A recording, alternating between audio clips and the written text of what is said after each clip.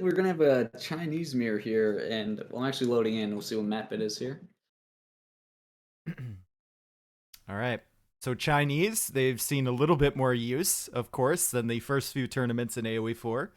They were considered quite a slow civilization to begin with, and now we see them all the time. And we saw them in a great match yesterday between Viper and Lee Nock, actually, that went quite a long time. Lee Nock getting into those Fire Lancers, and they were so dangerous.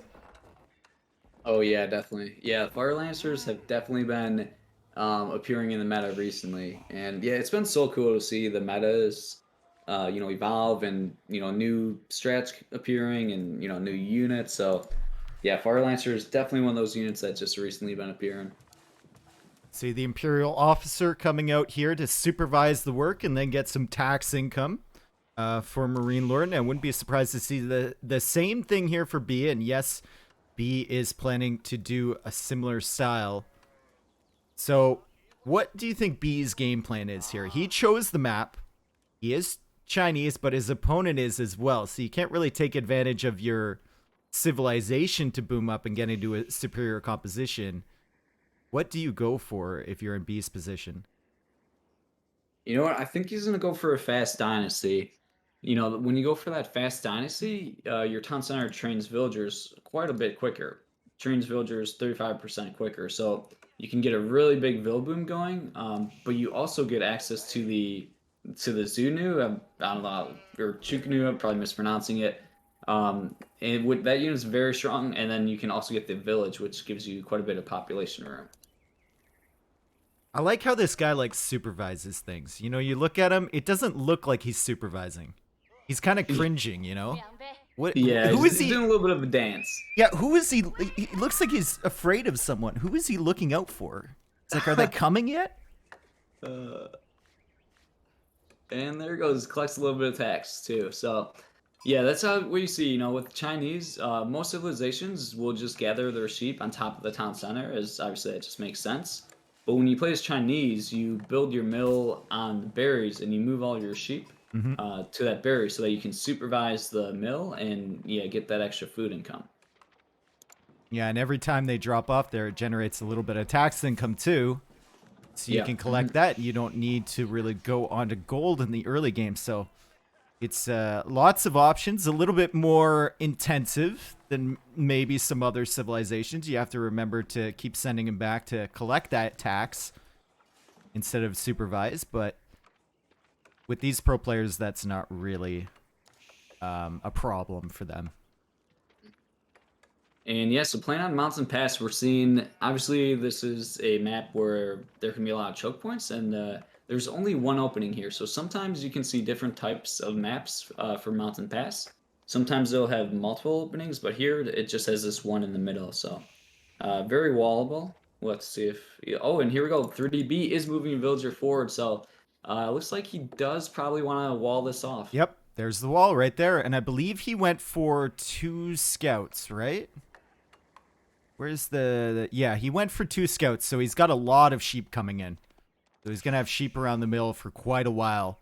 Second scout is coming back with sheep from MarineLorD's side of the map. And if we look at MarineLorD's scout, where is that? That's behind 3DB's base, and he hasn't found any. So 3DB is going to have a lot more food. Yeah, and that's so good for Chinese because you can just drop all those sheep right on the mill and supervise. And it's gonna be interesting. MarineLorD Scout's actually getting like walled in here. Yep. And look, B is just waiting. He's like, okay, guys, come on, come on, come on. Yeah. Sheep, come on. Come Oh, on. they're stuck on the wall. Come on. There you go. Thank you. My Yeah, very smart there. my father, when he was around my age, he worked on a sheep station in Australia, and he said that they are the dumbest animals he's ever he's ever had the displeasure of working with. So I think it translates maybe well into this game. That's great. Yeah, it's pretty funny how these sheep move. Unique to Age Jumpers 4. All the other age games you'd be able to like scout with your Yeah. sheep or your herdables. And yeah, definitely a different take, but I think players have been enjoying it. And it's funny to see all those sheep just run in, following the scout there. Here we go. We do have a little bit of a scout war. Both players trying to manipulate the attack speed, and basically, yeah, cancel the animation. So 3DB's scout does get low there, so he does go ahead and pull him back. And both players do age up with the Imperial Academy, which I'm not surprised with. That's basically the greedier option. And since this is such a defendable map, it just makes a lot of sense. Now, if you're in B's position, your map is fully walled. You have this many sheep. Do you go for professional scouts to bring in more carcasses here, or do you just rely on the sheep for the time being? I think you do go for professional scouts. Okay. Yeah, there's a few civs where it's really, really good, like a really good tech. And I think Chinese is one of those civilizations because, yeah, you can just drop all the hunts on top of your mill and then just supervise that, and it just is so good when you can supervise, one of your economic buildings. And we are seeing 3DB gathering stone, so it looks like he is going to go for a second town center before the dynasty. And MarineLorD building a stable and supervising that to get some more scouts out. Oh, and look, yeah, MarineLorD's like almost out of sheep. He's got a lot of those on berries right now. He's going to show up at the perfect timing. Once again, he's going to show up at the perfect time with these carcasses, drop them off. His villagers with only a few seconds of idle time here. And they will start collecting from those, and MarineLorD will collect the rest of the carcasses around the map. Does he see the wall in the middle? He's probably tried to click through, so he probably knows that it's there. Second town center from B is right beside his first one. That's interesting. Yeah, very defensive. Yeah, didn't want to get pushed, I suppose. Didn't want to be too greedy with the placement. It just looks weird, doesn't it? It does, yeah. Literally, like, on top of each other. I would love to see the third and fourth just be in a cube in the middle. All right, MarineLorD going for a wall of his own. Right behind the wall from B. And B made a gate, so there's potential for those scouts to come through. So MarineLorD making this wall here might deny that as long as the scouts are still chasing his own scout. We can see B trying to cut him off. Yeah, trying to pick off that scout there. So I think MarineLorD is setting up to build the Barbican here. Or, you know what? He might just be going up to Castle Age, actually. Yeah. I thought he was going to build the Barbican of the Sun to complete the dynasty. Yep. But it doesn't look like he is. I think he's just going to try to rush up to Castle Age now. Yeah, you can compete with that 2 TC production if you get that second building up and get the villager production time, right? Yeah, definitely. And, oh, we do have more villagers coming down here from 3DB. Ooh, Barbican of the Sun right on the choke point. Very nice. Yeah, it's going to be tough to push into this now, right? Yep. It's getting exciting now, folks. We've got a wall and a defensive landmark from one player and a wall from the other player. Just hold on here. Things are about to get crazy. Yep, game's slowly heating up here. Let's see if any economic techs have been researched. Just professional scouts from MarineLorD. So yeah, it'll be interesting. He's gonna be going up to Castle Age here soon, and I'm thinking, is he gonna go for Palace Guards? Is he gonna go for Knights? It'll be interesting to see here. Be really difficult with that Barbican of the Sun sitting behind the walls, right? Yeah. I mean, making any units, it's gonna be tough, right? Because he's gonna have to siege down that wall, and while he's sieging down the wall, like, he's just gonna be taking so much damage from the Barbican there.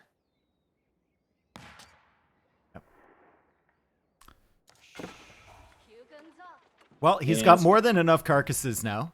He should be fine for quite a while, and that mill is generating quite a bit of tax revenue. You see 570 tax gold already in that mill. That's going to be a nice little chunk of change when he brings that back. Yeah, definitely. And MarineLorD only has 2 Imperial officials, so... Oh, he just trained a 3rd, actually, so... Yeah, that will help collect all those taxes, and yeah, that is a lot of gold. He's going to need some more officers here to bring it all back. Yeah, and I think 3DB has been on AOE4 for quite a while now, so he's been prioritizing the Imperial officials a lot more. And 3DB now aging up, building the astronomical clock tower.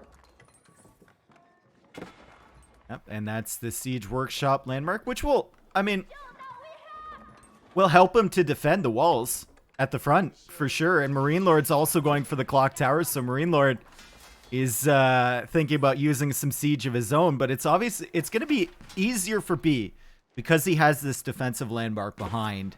And his walls are also, I think, in a better position. Even if he like loses that layer, he can always wall behind that, whereas MarineLorD is completely open once his layer goes down.